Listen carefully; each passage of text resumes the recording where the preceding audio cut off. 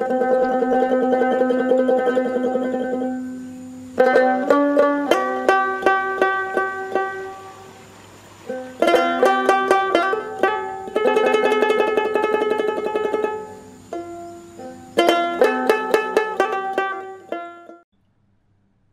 কৃষিকাজ করে ভালো মুনাফা অর্জন করতে চান তারা শস্যের বদলে সবজি চাষ করতে পারেন। তাই চটজলদি ফলনে ভালো লাভ দিতে এই সবজি অদ্বিতীয়। আমরা আজ ঝিঙে চাষ সম্পর্কে আলোকপাত করব। ঝিঙে একটি গ্রীষ্মকালীন সবজি। এটি লতানো গাছ এবং এটি আরোহণ করে বেড়ে ওঠে। এটি ভিটামিন এ, সি এবং রিবোফ্লাভিন সমৃদ্ধ। অপরিপক্ক ফল রান্না করা সবজি হিসাবে ব্যবহৃত হয়। নরম ফল ক্ষুধা ও হজম শক্তি বাড়ায়। ঝিঙে সাধারণ উষ্ণ মৌসুমের ফসল এবং গ্রীষ্ম ও বর্ষাকালে ভালো ফলন হয়। সব ধরনের মাটিতে ঝিঙে চাষ করা যায়, তবে দোআঁশ, এঁটেল দোআঁশ এবং পলি মাটি এই চাষের জন্য সবচেয়ে উপযুক্ত। সঠিক জল নিষ্কাশন অত্যন্ত প্রয়োজন। 3 থেকে 4 বার আড়াআড়ি ও লম্বালম্বি জমি চাষ এবং মই দিয়ে মাটি তৈরি করতে হবে। এরপর আসি ঝিঙে চাষে কিছু উন্নত জাত হলো সাতপুতিয়া, অর্ক সুমিত, বর্ষাতি, অর্ক সুজাত, 12 পাতা ও হাইব্রিড জাত হলো সুরেখা, রোহিণী, NS3 ইত্যাদি। আমি একজন ঝিঙে চাষি, আমার নাম তাপস বারিক। আমি মোটামুটি 10 কাঠা জায়গায় ঝিঙে চাষ করেছি। ঝিঙে চাষ করতে গেলে প্রথমত কী করতে হবে, জমিটাকে প্রথমত আমাকে তৈরি করতে হবে। কিভাবে তৈরি করব? প্রথমে নাঙল করা হয়ে গেল। নাঙলের পরে আমরা কি করি, গোমাই সার মোটামুটি বিঘে প্রতি 5-6 কুইন্টাল বা 10 কুইন্টাল আপনি আপনার মানে প্রয়োজন মতো যেরকম থাকবে সেরকম দিতে হবে। দেওয়ার পরে আবার পুনরায় নাঙল করা হয়ে গেল। নাঙলের পরে আমরা কি করি, মাদা করে দিই।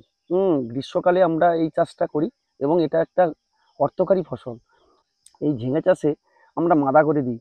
মাদাতে কি করা যায়, ওই 6 ফুট অন্তর ভেলিটাকে তৈরি করতে হয়, আর 3 ফুট থেকে 3.5 ফুটের মাদা দিতে হয়। মাদা করে ওই মাদাতে আমরা রেডি করে নিই। রেডি করার মাদাটাকে শুকিয়ে নিতে হবে।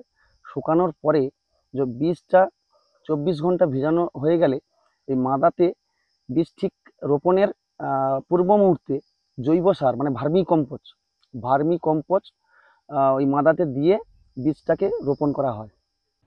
ঝিঙে চাষ হাইব্রিড জাতের ক্ষেত্রে বিঘা প্রতি 200 থেকে 250 গ্রাম বীজের প্রয়োজন হয়। বীজ বপন করার আগে 4 গ্রাম ট্রাইকোডার্মা ভিরিডি প্রতি কেজি বীজের সাথে মিশিয়ে নিয়ে বীজ শোধন করা যেতে পারে, বা কার্বেন্ডাজিম 2 গ্রাম প্রতি কেজি বীজের সাথে ভালো করে মিশিয়ে নিয়ে বীজ শোধন করা যেতে পারে।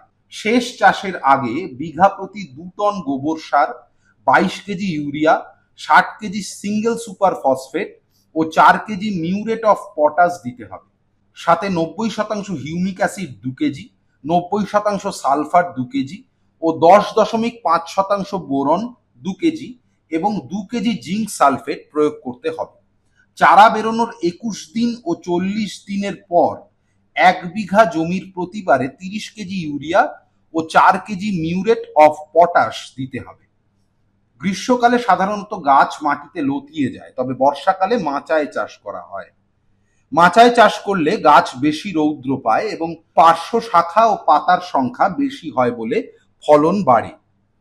গ্রীষ্মকালে 4 থেকে 5 দিন অন্তর সেচ দেওয়া হয়। ভালো বৃষ্টিপাত হলে বর্ষা মৌসুমের ফসলে সেচের খুব একটা প্রয়োজন হয় না। সাধারণত দাঁড়া ও ভেলিতে সেচ দেওয়া হয়। প্রাথমিক পর্যায়ে জমি আগাছা মুক্ত থাকে সেদিকে নজর দেওয়া প্রয়োজন। আগাছা নিয়ন্ত্রণের সময় বা নিড়ান দেওয়ার সময় গাছের গোড়ায় কিছুটা মাটি আলগা করে তুলে দিতে হবে। বৃদ্ধি নিয়ন্ত্রকের সাহায্যে স্ত্রী ফুলের সংখ্যা বাড়ানো যায়। 2টি স্প্রে করা দরকার, একটি 2 পাতা পর্যায়ে এবং দ্বিতীয়টি 4 পাতা পর্যায়ে।